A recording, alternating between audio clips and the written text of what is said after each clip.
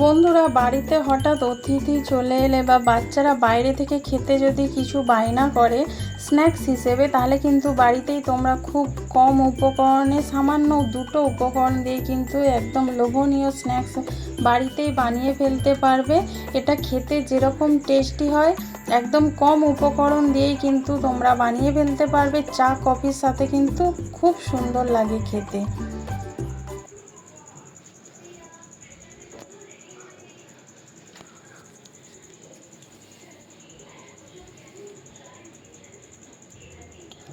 এখানে আমি আলু কেটে নিয়েছি। দেখো, এরকম লম্বা লম্বা করে আমি আলু কেটেছি।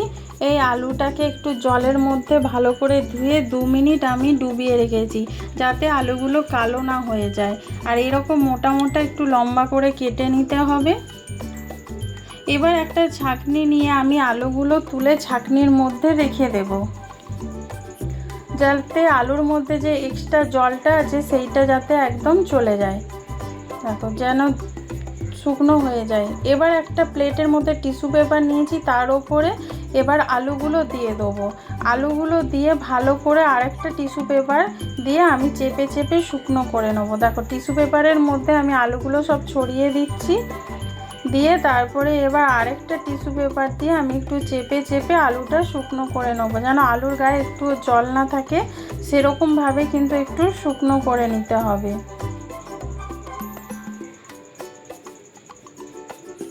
দেখো, এইভাবে কিন্তু তোমরা শুকনো করে নেবে। তোমাদের কাছে টিস্যু পেপার না থাকলে কোনো টাওয়ালের মধ্যে বা কোনো সুতির কাপড়ের মধ্যে এরকমভাবে চেপে চেপে একটু মুছে নেবে, যেন আলুটা শুকনো হয়ে যায়, আলুর গায়ে যেন কোনো জল না থাকে। এবার একটা বাউল নিয়েছি, এর মধ্যে আমি এখানে হাফ বাটি ময়দা দিয়ে দিলাম।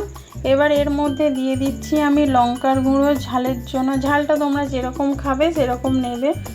এখানে দিয়ে দিচ্ছি হলুদ গুঁড়ো, তারপরে দিয়ে দিচ্ছি আমি অল্প করে জিরে গুঁড়ো, তারপরে দিচ্ছি এখানে গোলমরিচের গুঁড়ো, তারপরে দিয়ে দেবো পরিমাণ মতো নুন। যেহেতু এতে আলু আছে সেই জন্য নুনের পরিমাণটা একটু দেখে দিতে হবে।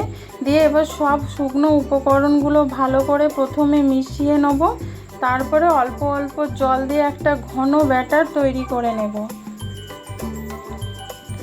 দেখো, ঘন ব্যাটার একটু তৈরি করে নিতে হবে।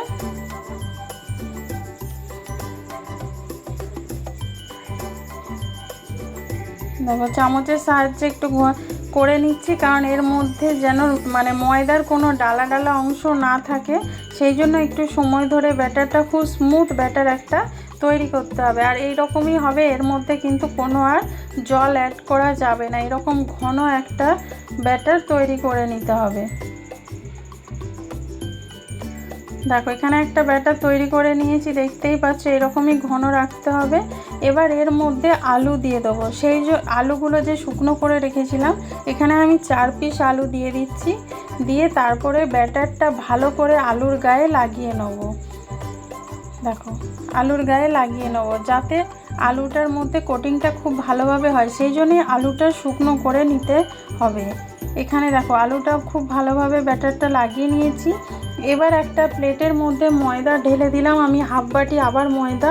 এবার হাতের সাহায্যে আমি একটু ছড়িয়ে নিচ্ছি, এরকমভাবে একটু ছড়িয়ে নেবে। এবার ব্যাটারটা থেকে আলুগুলো তুলে এর ময়দার মধ্যে রেখে দেবো।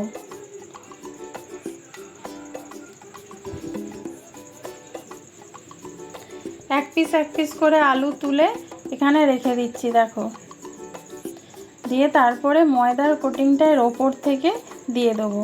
আমি প্রথমে 4 পিস করছি, তোমরা যেরকম পারো বেশি করে করে নিতে পারো। আমি প্রথমে 4 পিস করে তোমাদেরকে দেখাচ্ছি, তারপরে তোমরা একবারে বেশি করে দিতে পারো।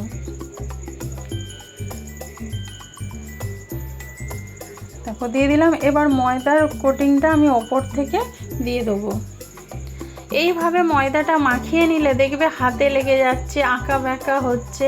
সেটার জন্য কোনো শেপ যে সুন্দর আনতে হবে কোনো দরকার নেই। যত আঁকা বাঁকা হবে তত কিন্তু দেখতে ভালো লাগবে, খেতেও ভালো লাগবে। পুরো যেন সে কেএফসির মতন কিন্তু লাগবে। আর যেরকম পপকর্ন হয় সেরকম কিন্তু এটা কুরকুরে হবে। দেখো, এইরকমভাবে কিন্তু ময়দার কোটিংটা দিয়ে দিতে হবে আলুর ওপরে। দেখো, এইভাবে সব আমি লাগিয়ে নিচ্ছি। এইভাবেই লাগিয়ে নেবো, সব 4টেই আমি লাগিয়ে নেবো। এখানে গ্যাসেতে আগে থেকেই আমি কড়াতে তেল বসিয়ে নিয়েছিলাম, তেলটা ভালোভাবে গরম হয়ে গেছে। গরম হয়ে যেতে এবার এর মধ্যে আমি দিয়ে দেব আলুগুলো। লো আঁচ করে কিন্তু দেবে, নাহলে প্রথমেই পুড়ে যাবে ময়দাটা আর আলুটা কিন্তু সেদ্ধ হবে না। আর এটা ময়দা দিয়ে যেহেতু কোটিংটা করা হয়েছে, সেই জন্য তেলটা এরকম সাদা সাদা হয়ে যেতে পারে, তাতে ভয় পাওয়ার কোনো দরকার নেই।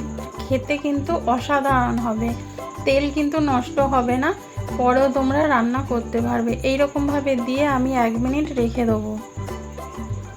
তারপরে দেখো তোমাদেরকে উল্টে আমি দেখাচ্ছি।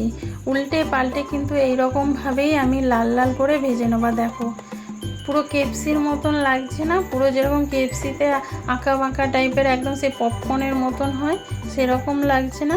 এদিকটা উল্টে নিয়েছি, উল্টে পাল্টে দেখো লাল লাল করে আমি ভেজে নিচ্ছি। দেখেছো, এইরকমভাবে ভেজে নিতে হবে, খেতে হবে খুব, ওপরটা একদম কুরকুরে আর আলু ভেতরটা একদম সফট, সেদ্ধ হয়ে যাবে একদম আলুগুলো। এরকম লো আঁচে করতে হবে। এবার আমি তুলে নিচ্ছি, তুলে এবার একটা প্লেটের মধ্যে টিস্যু পেপার রেখেছি, এর মধ্যে দিয়ে দিলাম যাতে এক্সট্রা তেলটা টিস্যু পেপারের মধ্যে চলে যায়। এবার বাকি আমি আলুগুলো এই তেলের মধ্যে দিয়ে দিচ্ছি। দেখো এই রকমভাবেই কিন্তু আমি সবগুলো করে নেব।